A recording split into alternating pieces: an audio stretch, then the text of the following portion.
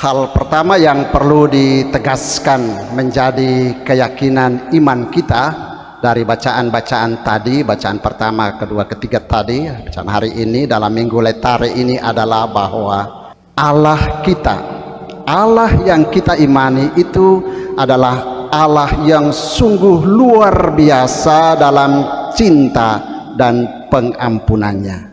Allah yang sungguh-sungguh murah hati dan berbelas kasih. Allah yang sekali mencintai kita kekal abadi dalam cintanya. Dan itu ditunjukkan dengan menghantar orang-orang Israel masuk ke tanah perjanjian. Itu ditunjukkan dengan memberikan rahmat kepada anak bungsu yang meminta bagiannya, dan itu ditunjukkan cintanya itu juga ditunjukkan dengan merangkul kembali anak bungsu itu yang datang mengatakan penyesalan dan pertobatan, dan itu juga ditunjukkan kepada anak sulung yang sedikit mengomel, mengkritik seolah-olah ayahnya itu tidak adil. Allah tetap mencintai dan terus mencintai, dan cintanya itu kekal abadi.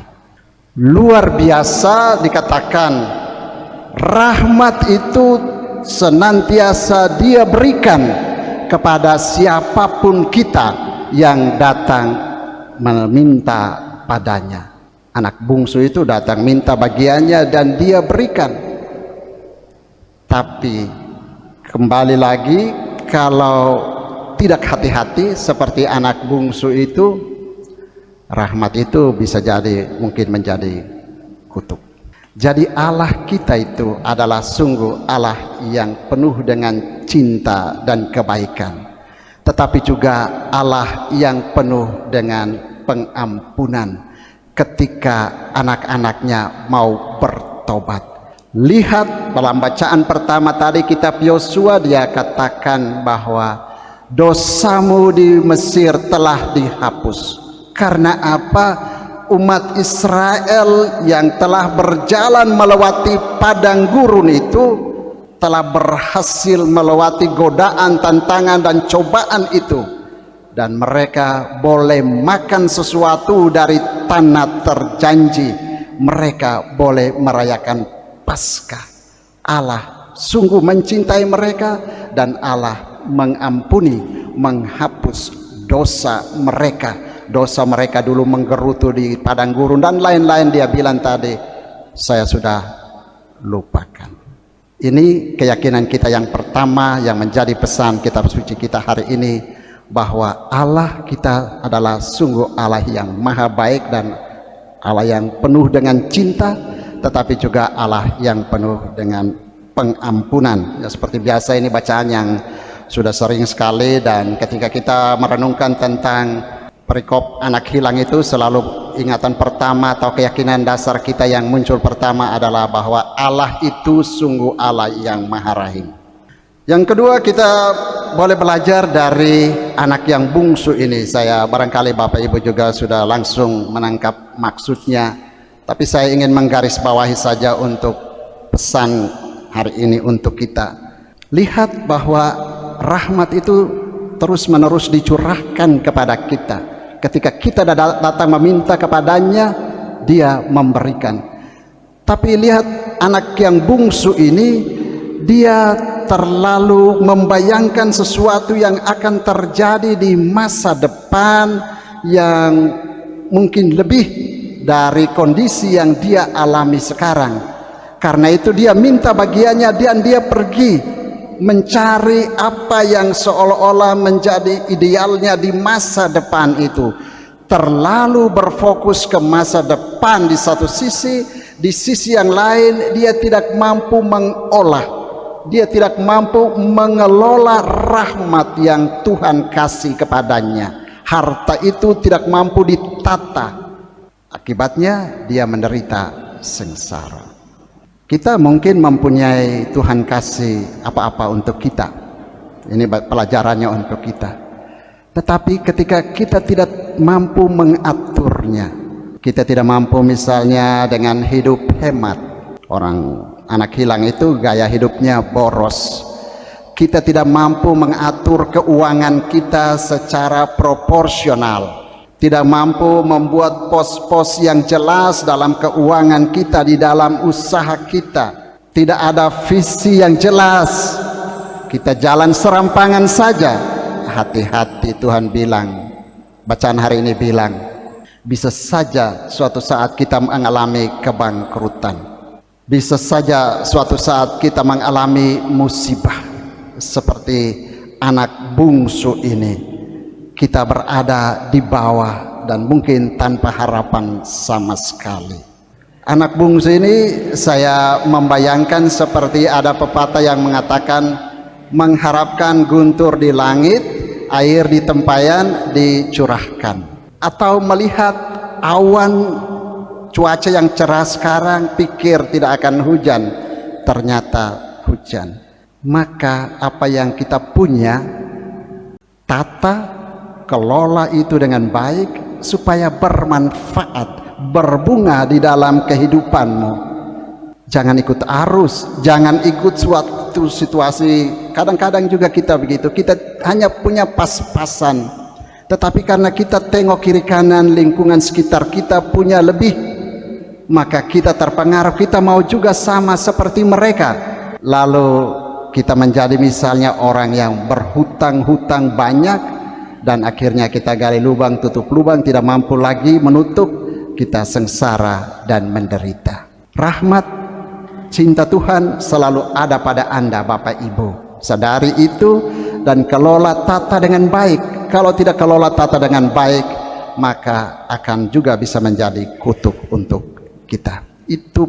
Tapi yang bagus dari anak yang bungsu ini adalah ketika dia berada di dalam situasi itu, kelaparan, makan dari makanan babi, dia ingat ada bapak saya yang baik. Dia ingat kemurahan dan belas kasih bapaknya.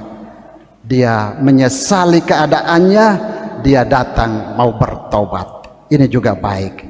Ketika kita seperti tidak ada lagi harapan, ingat harapan kita adalah Bapa kita.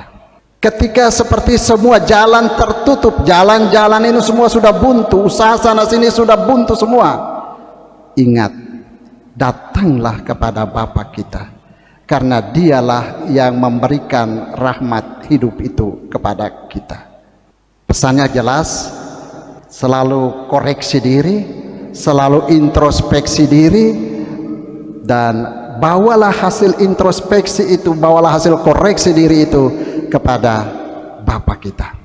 Hal lain juga yang barangkali jarang-jarang juga direnungkan dalam perumpamaan tentang anak yang hilang ini, selain tadi bagus Bapa yang selalu berbelas kasih dan maha rahim, atau sikap pertobatan dari anak yang hilang itu adalah apa yang ditampilkan oleh anak sulung ini, yang juga barangkali mewakili kehidupan kita.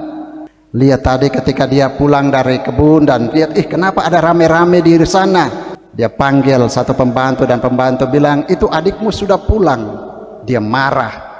Anak sulung ini marah. Tapi lihat lagi, bapaknya itu keluar lagi. Pengampunan dan cinta Allah itu selalu bahkan mendahului inisiatif kita manusia. Bapaknya itu keluar dan ketemu dengan dia. Dia protes, dan mungkin wajar ya bahwa dia protes. Dia menuntut keadilan. Lihat ini, kita sudah masa lalu kita begini-begini terus dengan Bapak, dan Bapak tidak kasih satu ekor kambing pun untuk saya bisa senang-senang dengan teman-teman saya. Tetapi ketika anakmu itu yang sudah boroskan ini hidup dengan pelacur dan lain-lain, kembali Bapak bahkan buat pesta untuk dia. Ini anak ini dia menuntut keadilan. Wajar barangkali sikap ini, tetapi mungkin karena dia terlalu menuntut keadilan seperti itu, dia lupa bahwa sebenarnya hal yang harus dikaitkan dengan keadilan, tuntutan keadilan itu adalah cinta dan belas kasih. Keadilan tanpa cinta dan belas kasih itu bisa saja jatuh kepada perjuangan egoisme kita. Dia juga egois ini, anak hampir sama juga dengan anak yang bungsu ini. Dia juga barangkali mewakili kita yang lain, kebanyakan kita yang merasa hidup kita itu sudah baik-baik saja adanya, selalu setia datang ke gereja, selalu ikut kegiatan ini dan itu, selalu rajin dan seterusnya. Tapi ketika kita melihat ada orang di kiri kanan kita yang mungkin malas, yang mungkin hidupnya dalam tanda petik tidak terlalu baik, tapi kok dia sukses-sukses, berhasil-berhasil saja. Lalu kita juga sering seperti anak yang sulung ini bilang, Tuhan itu tidak adil. Kita yang sudah begini terus, kita tidak sukses-sukses. Dia itu hidupnya cuma begitu-begitu, malah dia sukses. Kita malah bertanya tentang keadilan Tuhan. Kadang-kadang juga seperti itu, karena kita merasa kita lebih saleh, kita lebih baik dari mereka. Kita seperti anak yang sulung itu, saya selalu ada bersama. Tapi bagus juga ini, lihat bahwa mentalitas yang diungkapkan oleh anak sulung ini adalah mentalitas pekerja. Dan karena mentalitas pekerja, dia memang menuntut haknya. Hubungan dengan bapaknya bukan hubungan anak dengan bapak, tetapi hubungan pekerja dengan bos. Saya sudah buat ini, saya sudah buat ini, saya sudah, sekarang mana? Itu mentalitas pekerja. Hubungannya lebih hubungan fungsional. Tapi bagus bapak ini menghantar lagi anak sulung ini melihat bahwa anak, hubungan saya dengan engkau itu bukan hubungan pekerja. Kau itu bukan orang upahan saya. Kau itu adalah anak saya. Karena anak ini mindsetnya itu adalah mindset pekerja, ya begitu, tuntut haknya. Hubungan fungsional tadi, tugas sudah saya kerjakan, lalu lupa bahwa yang harus dia bangun dengan bapaknya itu adalah suatu hubungan relasi intimitas, kedekatan anak dengan bapak. Bapak ini bagus, dia bilang begini tadi, anakku, engkau selalu bersama-sama dengan aku dan segala kepunyaanku adalah kepunyaanmu.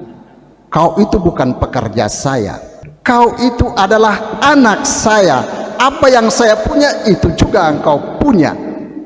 Ini penting. Maka hubungan kita dengan Tuhan itu bukan, tadi anak bungsu itu kembali dibilang, saya mau jadi hamba saja. Dia bilang, oh tidak, kau tetap sekali anak, kau tetap anak saya. Dan kepada anak sulung itu juga bapak ini bilang lagi, engkau juga anak saya. Sekali apa yang saya punya itu juga akan jadi kepunyaan. Bapak Ibu, saudara dan saudari yang terkasih, mari kita merenungkan ini. Kita lihat lagi sejauh mana hubungan kita dengan Allah kita.